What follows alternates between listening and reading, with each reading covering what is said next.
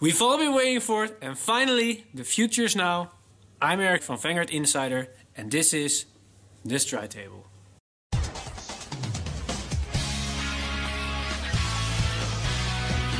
Stand up! Vanguard! The Stride Table is the next generation of card fight tables that will change the way how you play card games. Notice that it said card games and not Vanguard in particular, but more on that later in the video. The main focus of this table is to take away the confusing aspect of numbers and powers so that the player can focus on his match. But that's not all! Because it's a screen, we can play animations on different parts of the field during different stages of the game, so that the player experience can be enhanced while they're using this table.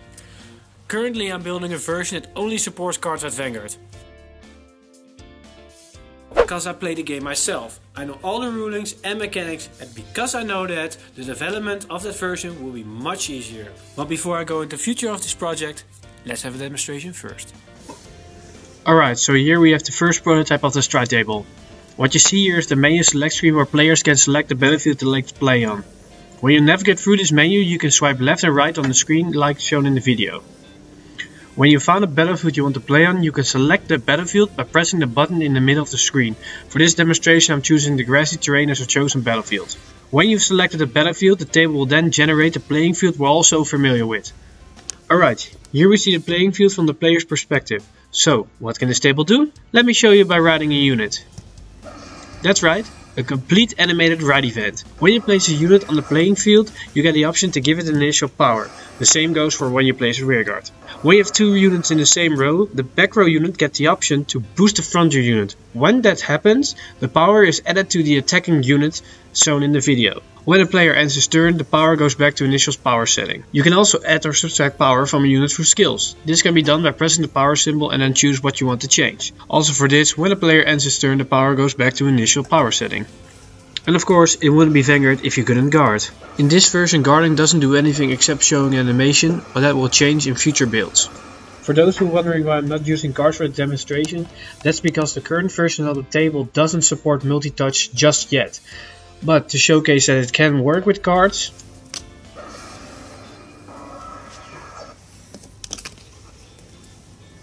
so, like I said, there's still a lot to be done before the Vanguard version of the table is completed.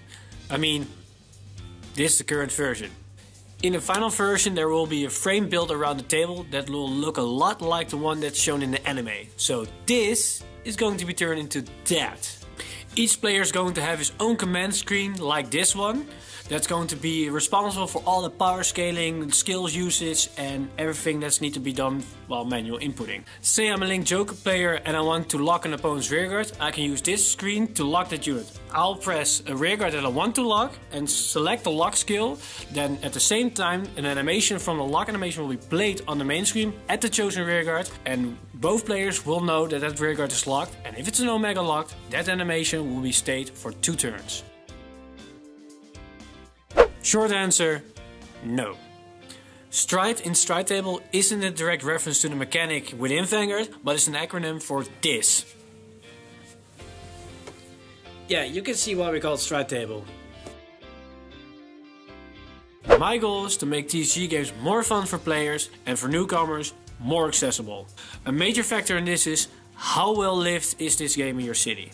And the answer to that lies in the fact how many people regularly visit your locals. To encourage people to go to their locals and play the game there will have a positive effect at the player base.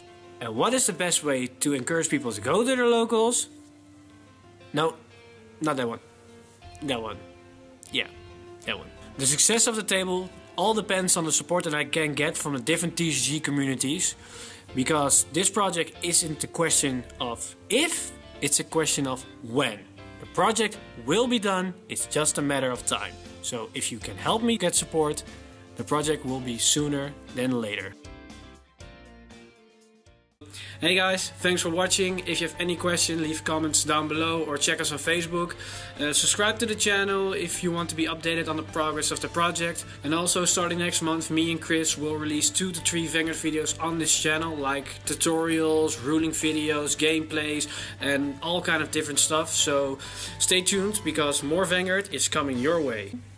Oh yeah, one more thing. when the Vanguard version is completed, all the Patreon supporters have a vote in what the next version will be. So if you want to have Yu-Gi-Oh!, if you want to have Magic, if you want to have Force of Will, Lago Logic, all the Patreon supporters, when it's finished, may vote for the next version.